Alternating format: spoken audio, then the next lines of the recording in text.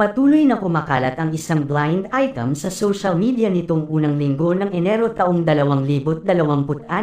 Sinabing ang power couple na halos maghiwalay dahil sa third party, na ayon sa source ay walang iba kundi ang Dongyan. Ang lahat ay nagsimula noong unang bahagi ng Disyembre taong 2025, ilang araw lamang matapos nilang ipagdiwang ang kanilang 11th wedding anniversary sa isang pribadong beach resort sa El Nido, Palawan kasama ang kanilang mga anak na sina Sia at Sixto. Sa labas, mukhang perpekto ang lahat, sweet posts, romantic messages, at public display of affection na lagi nilang pinapakita sa social media. Pero sa likod ng mga ngiti at yakap, may nagtatagong galit, selos, at matinding sakit na matagal nang pinipilit na itago ni Marian. Sakit na hindi kayang ikubli ng kanyang magagandang mata, lihim na hindi na kayang itago pa, at pagkakabunyag ng mga lihim na matagal niyang itinago at kinimkim. Matatandaan, noong 2021 hanggang 2024, paulit-ulit na kumalat ang chismis na si Dingdong ay may anak kay Lindsay mula sa kanilang naging pagtatrabaho sa mga serye na Parikoy noong year 2015 at alias Robin Hood year 2016 hanggang 2017. Noon, parehong itinanggi ni Dingdong at Lindsay ang lahat. Tawang-tawa pa raw sila ni Marian sa mga balitang iyon.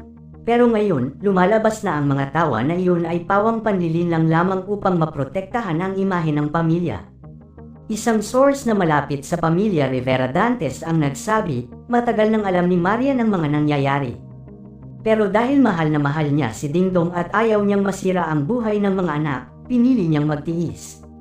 Pero nang makita niya ang mga bagong ebidensya, mga larawan ng secret meetings, mga hotel receipts, at kahit mga bank transactions na nagpapakita ng malalaking padala kay Lindsay de Vera, bigla na lang sumabog na ang lahat. Hindi na niya kinaya pa ang lahat at humantong sa napakabigat na desisyon, ang tuluyang hiwalayan si Dingdong. Ang pinakanakakagulat na detalye, ayon sa parehong source, may di umano'y secret child na hindi na maitago pa sa publiko. Ang bata, na ngayon ay 7 taong gulang na, ay pinaniniwala ang anak ni Dingdong at Lindsay. Ang mga litrato na nagpapakita ng pagkakahawig ng bata kay Dingdong at parang carbon copy siya ng ama niya. Sabi ng source na hindi maipagkakailang anak talaga ito ni Dingdong Dantes. Sa pagkakaungkat ng nakaraan ni Lindsay at Dingdong, ang itinagong relasyon ng mga ito, nilihim ng ilang taon, ay hindi na maikukubli pa ng kahit anong kasinungalingan mula sa mga taong sangkot. Si Marian Rivera na isang dakilang ina at asawa, biktima ng ilang taong panloloko ng kanyang mahal na asawa. Sa paglabas ng kasagutan sa blind item na umano sa paghihiwalay ng power couple na ito, tila marami ang hindi makakapaniwala sa mga nabanggit na ginawang panloloko ni Dingdong sa kanyang asawa. Ito na ang kasagutan sa lahat ng katanungan ng publiko kung sino ba talaga ang power couple na tinutukoy sa blind item.